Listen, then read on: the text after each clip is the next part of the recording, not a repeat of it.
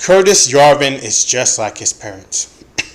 Curtis Yarvin, also known by his pen name Mencius Moberg, is the child of two one Jew. Like basically, he came from. I'm not trying to be derogatory or anything. I'm simply saying he came from a very radical. He was a red diaper baby basically.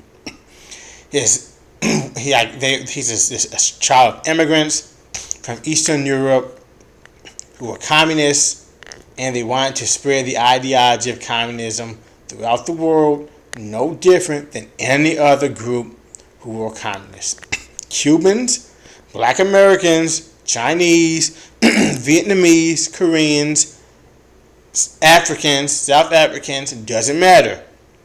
It's just the same. The point of this video is to say he's no different than his parents. No matter how much he tries to disparage authoritarianism, the authoritarian, totalitarian, dystopian system that was communism, he fundamentally has not grown from the way he was raised, and he has not changed, and he is no different than his parents.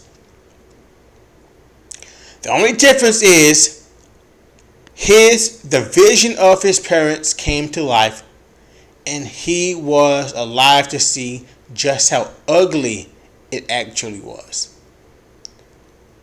No matter how good their intentions were, the application of communism in many parts of the world during the 20th century was extremely, extremely ugly. And deep down, the worldview of Curtis Yarvin is extremely, extremely ugly. He's fundamentally a nerd who wants power. And he's turned off by communism because he got his wish. Basically, in a different time, he got his wish. But fundamentally, this idea of having a technocratic corporate state with a CEO, aka a dictator, is no different than communism. It's just the communist system with different flavors. The only difference is, at least under communism, that people ostensibly, in theory, had a voice. And this new system he proposes, this totalitarian, authoritarian corporate system with a CEO dictator, the people will not have a voice, and there will be no then they'll be fully aware they don't have a voice. At least communists, they try to act as if they care about human rights and human dignity and human choices. I'm not saying whether they do or don't is dependent on the individual communist. But Curtis Yarvin's ideology and philosophy explicitly denies human rights and human freedom.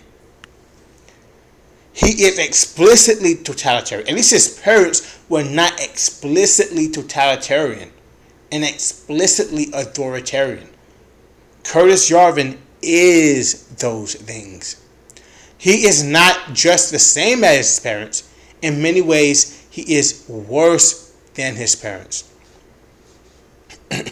He only cries about communism because he saw the outcome of his very, very flawed worldview, where he believes he can impose his abstract theory onto the world.